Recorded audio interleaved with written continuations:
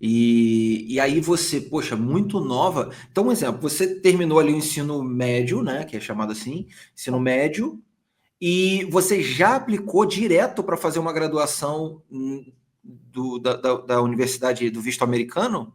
Eu comecei Da a Universidade ver. Americana? Uhum. Eu comecei a ver as questões da aplicação no meu segundo ano, bem no finalzinho do segundo ano do ensino médio, assim, Aham, faltando um ano para formar. E aí eu fiz uma mentoria na época, que hoje em dia eu trabalho com eles, a legal. Aura Apply, e eu fiz essa mentoria, eu achei eles na internet, até hoje a gente não sabe como, acho que foi pelo TikTok ou alguma coisa assim, juro por Deus, foi uma coisa assim, nada a ver. E eu fiz essa mentoria, eu paguei a mentoria na época, eu estava fazendo estágio, enquanto eu fazia ensino médio, eu estava fazendo estágio numa agência de publicidade. E a minha família não queria que eu estudasse fora. Então eu resolvi pagar a mentoria por conta. Aí eu trabalhei, paguei a Segredo. mentoria. Eu falei, vou fazer. E aí eu paguei o processo com o estágio que eu estava fazendo também. E comecei ali durante o meu ano de ensino médio, eu estava fazendo tudo ao mesmo tempo. Então eu estava fazendo ensino médio, trabalhando e tentando pensar na aplicação, mas eu também não sabia se ia dar certo. Então eu estava estudando para a prova do Enem também. Então eu estava estudando para o Enem e para o SAT ao mesmo tempo, que é a prova americana. Na época eu não pensava na Europa, eu só pensava na aplicação americana e eu apliquei ali no finalzinho do meu terceiro ano. Eu fiz todo o processo antes, mas eu apliquei no final do meu terceiro ano e eu recebi os resultados no ano seguinte. Cara, interessante. Porque a Universidade Americana ela tem um vestibular próprio, né? Um Enem próprio, que é esse que você falou. No caso aí você estava fazendo o Enem brasileiro, porque você ainda estava na dúvida para qual direção que você ia fazer, não é isso? Eu tinha mais medo de não dar certo mesmo, assim, por mim eu Ah, faria só o entendi. SAT, eu não queria estudar para o Enem, eu não estava com muita paciência, Aham. mas tinha que pensar que às vezes as coisas não saem do jeito que a gente quer. Então eu pensei, não sei nem se você aceita, imagina conseguir bolsa. Eu Sim. duvidei muito, assim, muito, muito. E aí eu quis manter a opção de, se der tudo errado, eu tenho um plano B no Brasil aberta. Aham. Boa, boa. É bem estratégico isso. É bem interessante para o pessoal que está nos assistindo aqui. É legal você poder ter um plano A e um plano B, né? Porque você não perde o ano, né? Vamos chamar assim, né? Exato. Se eventualmente acontece algum imprevisto, alguma coisa, você não perde um ano e você, querendo ou não, o Enem, ele pode, não sei para as universidades espanholas, por exemplo, mas, por exemplo, algumas até portuguesas, é Legal. possível usar o Enem. É possível usar o Enem para universidades espanholas também? Portugal, Ou não? sim, eu tenho uma amiga, inclusive, que trabalha fazendo esse mesmo processo que eu faço de mentoria, só que para Portugal. Ela vende, ela tem e-book igual eu. A Lara Aham. Goulart, no Instagram. Legal. Ela fala desse processo para Portugal. É que é um processo que, assim, você não acha tanta informação quanto deveria na internet, Não. mas tem muitas faculdades em Portugal que aceitam o Enem.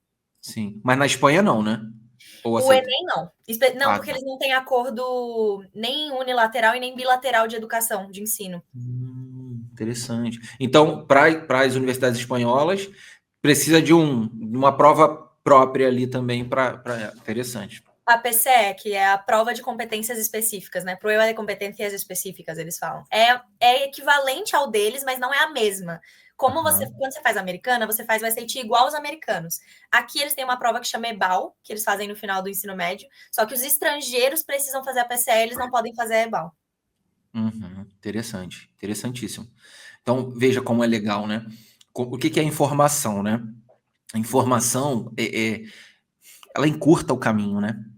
Para tudo. Porque você pode estar pensando numa jornada, e aí, porque era isso que eu ia te perguntar. Um exemplo, a tua visão foi, bom, o meu objetivo é fora. Então eu vou, digamos assim, atirar naquilo que tem que ser feito para fora.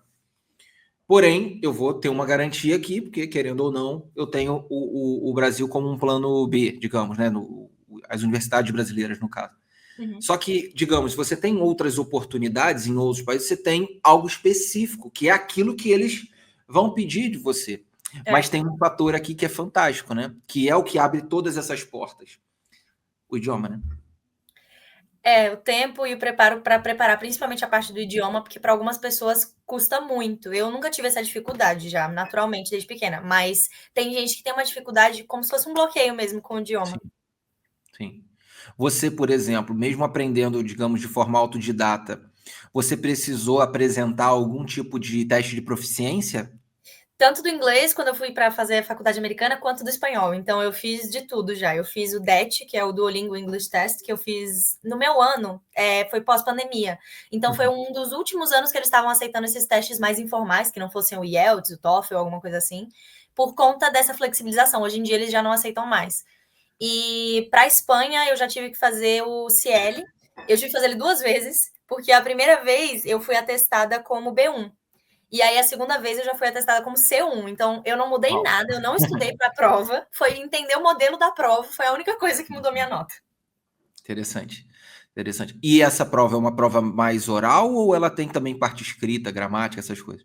Ela tem 4 partes, o CIEL. Eles Hum. têm a parte, deixa eu ver se eu lembro, mas é parte escrita, parte de interpretação de texto, oral e leitura. É leitura, compreensão de leitura. Uhum. Então, são 4 provas diferentes, feitas todas no mesmo dia, numa batida só. Você tem, tipo, Uau. 15 minutos entre uma e outra só para descansar.